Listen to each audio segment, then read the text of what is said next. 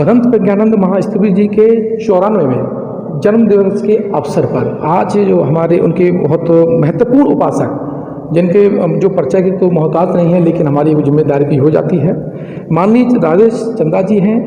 और ये बौद्ध विचारक हैं और प्रबुद्ध लेखक हैं। साथ ही उपासक संघ है समन्वय सेवा संस्थान, उसके संघ नायक हैं। आप फेसबुक पोस्ट के माध्यम से, वीडियो के माध्यम से और विभिन्न कार्यक्रम के माध्यम से धम्म से संबंधित जानकारियाँ आप जरूर उनसे लेते रहे होंगे। सबसे पहले सर, आपका BCNC न्यूज़ में स्वागत है।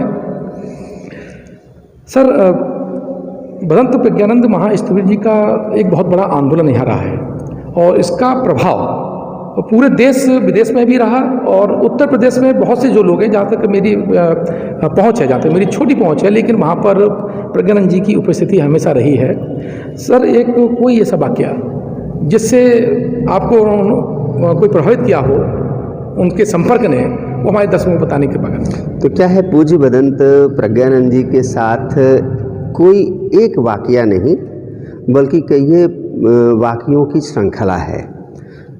श्रृंखला इस नाते कि जीवन का लगभग 25 साल उनके सानिध्य में गुजरा। हमारे करीब 2.5 दशक कह लीजिए। और वे न केवल उत्तर भारत के बल्कि भारत की एक धुरी थे। धुरी होने के नाते बुद्ध धम्म की और थेरवाद का हमें लगता है भारत में उनसे बड़ा व्यक्तित्व नहीं था। थेरवाद में आप उनको भारत का चलता फिरता दलाई लामा कहिए।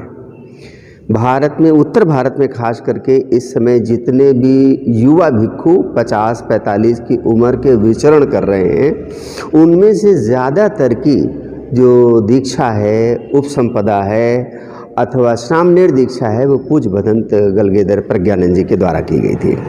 दूसरी बात तो वो श्रीलंका से आए थे। मौलिक रूप से श्रीलंका से आने के कारण बौद्ध संस्कार उनके DNA का हिस्सा था, अलग से सीखा हुआ नहीं था। यहाँ भारत में क्या है, और लोग बाद में सीखते हैं, आत्मसात करते हैं, लेकिन ये उनके अपने अवचेतन का, अपने प्राण का, अपनी सांसों का अंग था। इसलिए वो विनय के प्रति बड़े ही सजग रहते थे। कहीं किसी उपासक से, भिक्खु से कहीं कोई चूक होने लगती थी तो वो रोक देते थे, टोक देते थे। वो एक नायक थे इस मायने में। सर, यहाँ हम देखते हैं कि उत्तर भारत में विनय को लेकर के थोड़ा लोगों में जागृति नहीं है। क्या विनय के लेकर के यहाँ पर उनका कोई स्पेशल कोई बुक्स या कोई दीक्षा प्रोग्राम हुआ करते थे? देखिए कि उन्होंने पहली बार जो हम देख रहे हैं कि धम्म ग्रंथों के प्रकाशन को लेकर वो अत्यंत गंभीर थे। ये वो भूमि है जहाँ अभी आप खड़े ये साक्षात्कार ले रहे हैं, जहाँ बोधिसत्व बाबा साहब डॉक्टर अम्बेडकर का पदार्पण हुआ। एक नहीं कई बार पदार्पण हुआ। ये वो भूमि है जहाँ महापंडित राहुल सांकृत्यायन का पदार्पण हुआ। ये वो भूमि है जहाँ डॉक्टर भदंत आनंद कौशलायन का पदार्पण हुआ।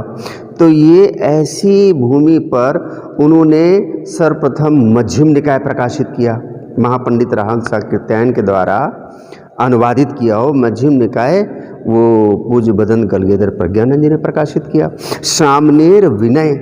सामनेर विनय ग्रंथ उनकी देखरेख में प्रकाशित हुआ। और ऐसे 50 ग्रंथ। और उनके आसपास, उनके आभा मंडल में बौद्ध विद्वानों का आप यूँ समझिए कि तारा मंडल जैसा रहता था। चंद्रिका प्रसाद जिज्ञासु जैसे विद्वान व्यक्ति, गया प्रसाद प्रशांत जैसे, और उन्होंने एक उनके जो गुरु जी थे, उन्होंने एक 9 रत्न कमेटी बनाई थी। अच्छा, 9 रत्न कमेटी। उस 9 रत्न कमेटी में महादेव प्रसाद धानुक उनको रखा था। और एक उन्होंने सभी मतलब अलग अलग समुदायों से एक व्यक्ति को रखा था। उसकी आज 3री पीढ़ी चल रही है और वो आज भी इस विहार से जुड़े हुए हैं। तो ये एक बड़ी उपलब्धि है समाज को। जी, जैसे तथागतन के संग में सब लोग धाराएं आकर के समाहित हो गई थी। बिल्कुल सटीक, बिल्कुल वैसा ही, हूबहू वैसा। हाँ, बिल्कुल हूबहू वैसा ही। अच्छा, यहाँ जब धम्म का जो प्रचार चल रहा था, क्या बाहरी चुनौतियों से कोई संघर्ष हुआ, ऐसा कुछ? ऐसा है कि चुनौतियाँ और संघर्ष वाले कोई एक सटीक एक प्रकरण वो हम बता नहीं सकते, कि ऐसा हो गया। लेकिन चूंकि ये एक तरीके से लखनऊ का दूसरा सबसे प्राचीनतम विहार है। पहला विहार लाटूर रोड पे है, जो कि 1907 में स्थापित हुआ था भिक्खु कृपा शरण जी के द्वारा, और 1925 में, अभी 5 साल के बाद इसको 100 साल हो जाएंगे।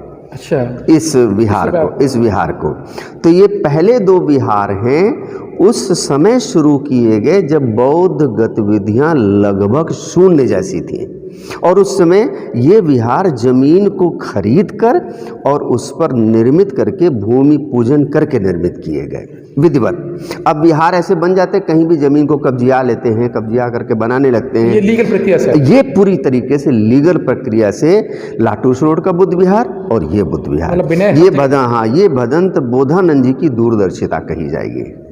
और उस दूरदर्शिता का नतीजा है कि सारे विवादों के बावजूद भी ये विहार अभी यथावत अपनी जगह खड़ा है, और अपने भिक्खु ज्ञानालोक जी महाबोधि सोसाइटी के प्रभारी के रूप में इसका यहाँ नेतृत्व कर रहे हैं। सर, आपकी पहली मुलाकात कब हुई? हमारी भंते जी के साथ, मतलब एक दर्शनार्थी और श्रद्धालु के रूप में, उपासक के रूप में तो मुलाकातें कई बार होती रहीं, लेकिन हमारी उनसे महत्वपूर्ण मुलाकात जब वो मंच पर बैठे हुए और राजेश चंद्रा व्याख्यान दे रहे थे। ये मुलाकात हमारी भंते जी की फिरोज़ाबाद में एक कार्यक्रम में हुई। हमारी उस समय जो तैनाती थी गाजियाबाद में थी, तो हमें वहाँ बुलाया गया था मुख्य वक्ता के रूप में। तो हम गए थे और वहाँ भंते जी को मंच पे देखकर मन बिल्कुल गदगद हो गया।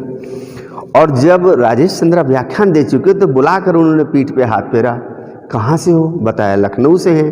तो अच्छा, उनसे मुलाकातें होती रहती थी, लेकिन वो वहाँ सुनकर बड़े प्रसन्न हुए, और तब से जुड़ाव अनवरत बना रहा भंते जी के साथ। यहाँ पर उन्होंने काफ़ी लोगों को, जैसे नवरत्न कमेटी बनाई है, जी, उसके पीछे क्या उद्देश्य रहा होगा? कि समाज के सभी लोगों को जोड़ा जाए। मुख्य चीज़ उसमें मल्लाहा समाज से भी थे, पासी समाज से भी थे, धानुक समाज से भी थे, रैदास समाज से भी थे, मतलब सभी समाजों के लोगों को उन्होंने जोड़ रखा था, और सबके जागरूक लीडर्स को अपने समय के। जी सर, यूथ को लेकर के थोड़ा, चूँकि बौद्ध धर्म में लेकर के जो हम देखते हैं कि आजकल तो यूथ की काफ़ी भागीदारी रही है, ऐसा कोई वाकया रहा हो, या धर्म में यूथ के लिए क्या? हमारी जानकारी में भदंत प्रज्ञानंद जी के अलावा अभी किसी भी भिक्खु के द्वारा मैंने नौजवानों के बीच में काम करने की, पहल करने की कोई दूसरी और योजना नहीं देखी। बाकायदा भंते जी ने विद्यालय खोल रखे थे श्रावस्ती में, और उन विद्यालयों को लेकर भंते जी अपने पास आया हुआ दान का पैसा भी बच्चों के लिए और वेतन के लिए खर्च कर देते थे। बड़ी मुश्किलातों के साथ चलाते थे, लेकिन अपने जीवन की अंतिम सांस तक उसको चलाने के लिए प्रयासरत रहे। ये भंते जी की सबसे बड़ी बात थी। उसमें इस बुद्ध विहार के अंतर्गत स्कूल भी है? हाँ है, इसके अंतर्गत स्कूल भी है। वो श्रावस्ती में भूमि है, विद्यालय है, बाकायदा चलता है। क्या ये कार्यों को हम नालंदा से तुलना कर सकते हैं क्या? मतलब तो ये एक उसकी पहल है, हाँ उसकी पहल है, कह सकते हैं बिल्कुल। भंते जी ने मतलब शिक्षा दीक्षा इन सब के ऊपर अनवरत प्रयास किया। भिक्खु संघ को निर्मित करना हो, उपासकों को निर्मित करना हो, उनको विनय सिखाना हो, बौद्ध परंपराओं को पुनर्स्थापित करना हो, सतत उनका एक कार्यक्रम चलता रहता था। सर, उपासकाओं के लिए, जैसे कि उपासकाओं के लिए भी वो है, समस्या रहती है कि कैसे नियम होने चाहिए, क्या होना चाहिए, ऐसा कुछ यहाँ से प्रोग्राम कभी आयोजित हुआ उपासकाओं को लेकर के? देखिए, आपको बताएं कि ये 2012 की बात है। 2012 एक महत्वपूर्ण वर्ष है। 2012 में हमने लखनऊ में मैत्री पर्व समारोह स्थापित किया। मैत्री पर्व समारोह में जैसे दुनिया के जो बौद्ध देश हैं, उन बौद्ध देशों में श्रीलंका को सुत्त का देश कहा जाता है। मतलब आपको सुत्त की शिखर विशेषज्ञता चाहिए तो आपको सुत्त का क्लाइमेक्स श्रीलंका में देखने को मिलेगा। ऐसे ही आपको अभिधम्म का शिखर देखना हो तो बर्मा में देखने को मिलेगा।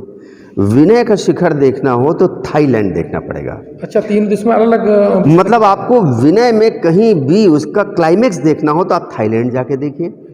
थाईलैंड से धम्मकाया फाउंडेशन को हमने लखनऊ आमंत्रित किया। अच्छा। और ये पहला अवसर था। तकरीबन 2500 उपासक उपासिकाएं आरडीएसओ के स्टेडियम में सब के सब सफ़ेद वस्त्रों में एकत्रित हुए। तो थाईलैंड से धम्मकाया फाउंडेशन और भारत से जो प्रतिनिधित्व कर रहे थे वो हमारे पूज्य भदंत गलगेधर प्रज्ञानंद जी कर रहे थे। तो मंच पे उनको सिंहासन पे बैठाया था हमने। सिंहासन जैसे वो बनता है सिंहासन, वैसे सिंहासन बैठाया था। सारे विश्व के बौद्ध भिक्षु भंते जी के सामने ऐसे नतमस्तक थे। वो दृश्य अविस्मरणीय दृश्य था और सबके सब सफ़ेद वस्त्रों में। तो भंते जी ने मेरी पीठ पे हाथ फेरा, कहा ऐसा हमने नागपुर में देखा था और चंद्रा जी आपने इसे लखनऊ में कर दिखाया। ये उनका बड़ा आशीर्वाद हमको मिला। मतलब ये कहते हैं कि क्रांतिकारी वर्ड। हाँ, एक विनय वाली बात है कि सभी सफ़ेद वस्त्रों में। और तब से आप देखेंगे लखनऊ में ये परंपरा चल रही है। कोई भी संस्था हो, अब सब बौद्ध पर्वों पे सफ़ेद वस्त्रों में इकट्ठा होते हैं। अच्छा, इसकी शुरुआत वहाँ से मानी जा सकती है। 2012 से आप कह सकते हैं। इसके पहले भी जागरूक लोग हैं रहते हैं, लेकिन अब ये एक नियम सा बन गया। नियम सा बन जी, गया। एक विनय की बात जो आपने कही। जब अभी 2-3 साल पहले है ना, कोई ऐसा ताज़ा वाक्य बताइए। ताज़ा वाक्य, लेटेस्ट ताज़ा वाक्य आपको बता रहे हैं कि भंते जी के अस्पताल में भर्ती होने का समाचार हमने अखबार में पढ़ा। तो अखबार में पढ़ा तो आज जाऊंगा कल जाऊंगा ऐसे चलता रहा। और एक दिन सारे कामों को किनारे करके हम भंते जी के दर्शन करने के लिए अस्पताल गए। तो वो आईसीयू में थे। उनके पूरे शरीर से अलग अलग सभी चिकित्सा वाले यंत्र लगे हुए थे, ऑक्सीजन नापने वाला, तो बीपी नापने वाला, तो मास्क वगैरह। लेकिन वो हमको देखकर आंखें खोले। हमने उनको वंदनामी किया। वंदनामी करके उन्होंने ऐसे आशीर्वाद की अपनी मुद्रा भी दिखाई। और वो भंते जी के दर्शन करके हम बाहर निकले। तो वो जो भिक्षुगण उनकी सेवा में थे उनके साथ बातचीत किया। ऐसे उनकी बातों से लग रहा था कि भंते जी अपने जीवन के अंतिम सांसों को गिन रहे हैं।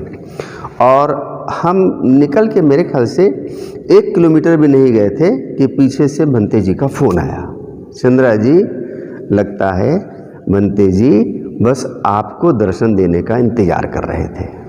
और उसी दिन हमें प्रिय उपासक रहते हैं, लगाव रहता है। हाँ, तो ये मेरे लिए बड़ी एक द्रवित करने वाली स्मृति है। सर, आपके पूरे इस वार्तालाप से ये तो हमको पता ही चल गया है कि आप बहुत करीब और उनके करीब रहे और एक लगाव बहुत रहा है। जी सर, कोई ऐसा आगे जो धम्म को आगे बढ़ाने के लिए कोई संदेश हमारे दर्शकों को आपकी तरफ से? तो अभी क्या है ना कि धम्म की गाड़ी के 4 पहिए होते हैं। आगे के 2 पहिए भिक्षु और भिक्षुनी संघ होते हैं। पीछे के 2 पहिए उपासक और उपासक संघ होते हैं। बोधिसत्व बाबा साहेब डॉक्टर अंबेडकर के द्वारा 1956 में जो धम्म क्रांति की ज्योति जलाई गई, उसका प्रभाव ये हुआ कि भिक्षु संघ भी विशाल संख्या में, भिक्षुनी संघ भी विशाल संख्या में भारत में हो गए हैं। और ऐसे ही उपासक उपासिकाएं भी अच्छे संख्या में हो गए हैं। लेकिन ये चारों पहिए एक विनय में चलते दिखाई दें जिस दिन हम ये पूरी तरीके से करने में सक्षम हो गए। क्योंकि बहुत सारे कार्यक्रमों में हम देखते हैं कि भिक्षु संघ और भिक्षुनी संघ को बाईपास करते हुए उपासक नेतृत्व करते दिखाई देते हैं। ये विनय के विरुद्ध है। जहाँ भिक्षु है, जहाँ भिक्षुनी है, उपासक को पीछे के पहिए की तरह ही बर्ताव करना चाहिए। भिक्षु भिक्षुनी नहीं है तो बोधिसत्व बाबा साहेब डॉक्टर अंबेडकर का कहना है, दरे कानी दरे काला दीक्षा दयामी, हर व्यक्ति धम्म का आंदोलन चला सकता है। तो ऐसी अनुपस्थिति में हमें विनय भंग नहीं करना चाहिए। जब विनय भंग करते हैं, क्योंकि सारी दुनिया के बौद्ध लोग आज की तारीख में भारत की तरफ बड़ी आशा की निगाह से देखते हैं। क्यों? भारत बुद्ध का देश है। जिस तरीके के अध्येता, स्कॉलर्स, समाजशास्त्री दुनिया में अध्ययन कर रहे हैं, उनका ऐसा अनुमान है कि 2050 तक आधा यूरोप बौद्ध हो जाएगा। अच्छा, ऐसा तेजी के साथ बौद्ध आंदोलन चल रहा है। और जब भी कोई व्यक्ति बौद्ध होगा तो उसकी पहली निगाह भारत की तरफ आएगी और भारत में आके देखेगा यहाँ के उपासक, यहाँ के उपासिका ऐसा नहीं वैसा बर्ताव करते हैं, तो ये हमारे ऊपर एक प्रश्न चिन्ह लगता है। तो यही संदेश है, हमें विनयबद्धता के ऊपर अपने आप को ज़्यादा पहल करनी चाहिए, स्थापित करने की दिशा में प्रयास करना चाहिए। धन्यवाद सर, आपने हमें इतना कीमती समय दिया। सर, आपने हमें समय दिया, बहुत बहुत धन्यवाद।